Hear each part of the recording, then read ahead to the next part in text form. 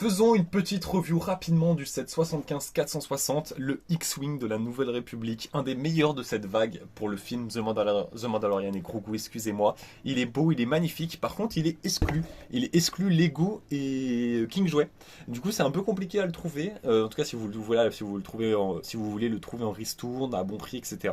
C'est pourquoi moi en tout cas j'ai fait le choix de le prendre pour le May the Force, ça m'a permis d'accéder au Darksaber et les cadeaux à l'achat. Et on va donc en parler rapidement. Déjà, il est beau. Il est vraiment très beau. Il est à l'échelle. Enfin, il a pas le problème voilà, qu'on a sur beaucoup de modèles en ce moment qui sont trop réduits. Lui, je trouve qu'il a vraiment une très bonne échelle. C'est vrai qu'il faut le noter qu'il a une bonne échelle. En plus, son système d'aile, il est impeccable.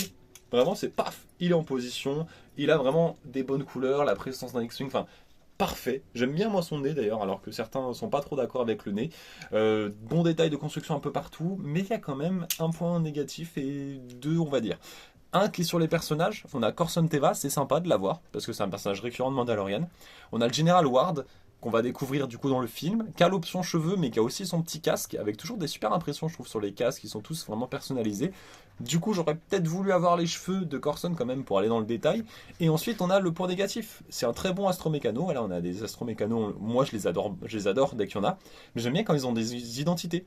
Là, celui-là, c'est juste l'astromécano de la Nouvelle République. Et il s'appelle comment du coup? Enfin, je sais pas, appelez-le L345, LDB6. Inventez-lui un nom, moi ça me va. Mais je trouve ça, voilà, c'est du détail, mais moi je trouve ça un peu dommage. Et ensuite, c'est le X-Wing. Le X-Wing, comme je disais, qui a un super niveau de détail. Enfin, j'aime trop ce qu'il y a dedans, j'ai adoré le construire. Là c'était malin à l'intérieur, à l'avance, ce qui a été proposé. Mais par contre, alors que, comme vous voyez sur la boîte, il paraît bien, hein, il paraît parfait. Derrière aussi, l'angle des photos, il est parfait. Parce que voilà, quand je vous le montre comme ça, il est bien, il est parfait. Et peut-être que vous n'allez pas être d'accord, mais pour moi, c'est là. Voilà. Là, il y a un gros problème.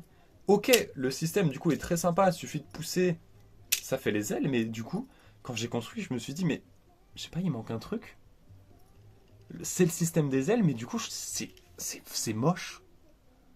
On peut mettre après l'astromécano, voilà. Hop là, s'il veut bien. Il veut pas. Voilà. Sauf que du coup, là, d'un côté, bah, on voit qu'il y a l'astromécano, et là, de l'autre côté, bah, on dirait il est dehors. On dirait il est complètement dehors. Enfin, je sais pas, quand j'ai fini de construire, je me suis dit, bah là, il manque des plaques, il manque un truc. Non, c'est vraiment comme ça. Du coup, voilà, c'est pour le système des ailes, c'est super bien, mais ça... Dites-moi si vous êtes d'accord, en tout cas, ce sera pour moi le gros point négatif de ce set.